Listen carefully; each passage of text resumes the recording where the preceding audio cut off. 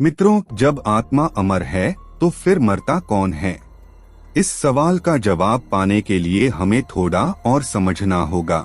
यह ब्रह्मांड 6 अविनाशी तत्वों से संपूर्ण तौर पर भरा हुआ है। जड़, चेतन, आत्मा, गति सहायक, स्थिति सहायक, काल और आकाश तत्व, यह सारे अविनाशी हैं और सदा रहेंगे। इन तत्वों में सिर्फ जड़ तत्व ही रूपी तत्व है, इसलिए इस तत्व के अस्तित्व को हम हमारी 5 इंद्रियों से पहचान पाते हैं। बाकी के सारे तत्वों अरूपी है, जिनके अस्तित्व को हम सिर्फ महसूस कर सकते हैं। नमस्कार मित्रों, आप देख रहे हैं mysterious India TV channel. Video को एक लाइक और चैनल को सब्सक्राइब करना ना भूले। इस ब्रह्मांड में एक और शक्ति है जो अदृश्य है और एक सुपर कंप्यूटर की तरह कार्य करती है, जिसकी प्रोग्रामिंग एक सुप्रीम अदृश्य ताकत ने ही की होती है। सारे अविनाशी तत्व चेतन आत्मा के अलावा इस शक्ति के अधीन कार्यरत है। यह सारे तत्व इस शक्ति के अधीन एक दूसरे के संपर्क में आते हैं और बिछड़ जाते हैं। सामान्य मनुष्यों को अज्ञानता के कारण यह सब पता नहीं चल पाता और अपने अज्ञान के चलते वह इस दुनिया के रचयिता भगवान, ईश्वर या परमात्मा जो ऊपर बैठा है, उसे समझ या पहचान ही नहीं पाता। सारा ब्रह्मांड 2 विभाग में बंटा है, लोक और आलोक विभाग। लोक और आलोक के मध्य में अव्यवहार राशि निगोद नाम का एक समूह है। इसमें अनंत आत्मा संपूर्ण जड़ के आवरण से लिप्त है, जैसे पृथ्वी लोक, और यह जीव 2 अविनाशी तत्वों आत्मा और जड़ से बना है। मतलब आत्मा के ऊपर जड़ तत्व शरीर के रूप में परमाणु से बना हुआ है, जिसे हम जीव के नाम से जानते हैं। इस तरह इस लोक में अनंत जीवात्मा है। एक इंद्रिय से लेकर पंचेंद्रिय वाले अनंत जीव है। पृथ्वी लोक के दूसरी ओर सिद्ध क्षेत्र है।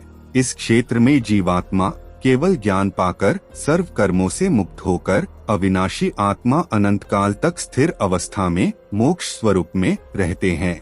जब एक आत्मा मोक्ष गति को पाकर सिद्ध क्षेत्र में जाती है, तब निगोद में से एक आत्मा अव्यवहार राशि में से व्यवहार राशि जीव सृष्टि में एक इंद्रिय जीव के रूप में प्रवेश करता है, जो बहुत ही सूक्ष्मतम शरीरधारी होते हैं, जिसे हम केवल अच्छी क्वालिटी वाले माइक्रोस्कोप से ही देख सकते हैं। ऐसे जीव की आयु बहुत कम होती है। एक इंद्रिय काल से लेकर पंचेंद्रिय काल तक जीव की विकास की यात्रा जारी रहती है।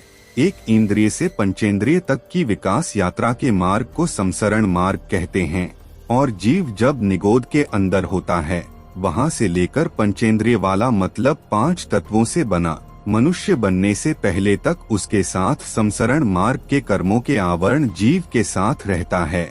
जब पहली बार मनुष्य गति में आता है, मनुष्य की बुद्धि जो अब तक लगभग सुषुप्त अवस्था में थी, वह धीरे धीरे जागृत होती है और उसके साथ में अह भी पूर्ण रूप से जागृत होता है।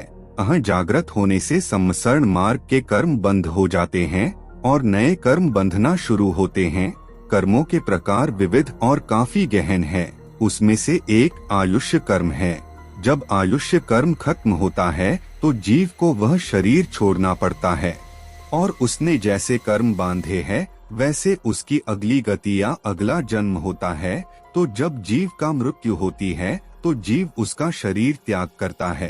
तो जीव के साथ आत्मा, सूक्ष्म शरीर, कारण शरीर, कर्मों, उस अवतार में किए हुए पाप कर्म और पुण्य कर्मों की गठरी साथ में जाती है। अब जीव को आयुष्य कर्म खत्म होने पर जब हाल का शरीर त्याग करना होता है, ठीक उसी क्षण जीव के साथ आत्मा, सूक्ष्म शरीर और कर्मों की गठरी एक साथ इलास्टिक या रबर की तरह, जिसका एज छोर लंबा होता है और उसको अगला जन्म जहाँ भी मिलना होता है, उसके माता के गर्भ में प्रवेश करता है। जैसा ही एक छोर सलामत गर्भ में प्रवेश होता है, ठीक उसी क्षण दूसरा छोर उस शरीर से निकल जाता है और आत्मा, सूक्ष्म शरीर और कर्मों की गठरी सहित नए शरीर में पूर्ण रूप से प्रवेश कर जाती है। यह सारी क्रिया क्षण भर में हो जाती है। यह सारी क्रिया उस स्वतंत्र शक्ति के अधीन हो जाती है। जैसा ही जीव का अगला जन्म होता है, तो पिछले जन्म में लोग कहते हैं कि जीव का मृत्यु हो गई है। मित्रों, अगर वीडियो पसंद आई हो तो वीडियो को लाइक और चैनल को सब्सक्राइब जरूर करें। धन्यवाद।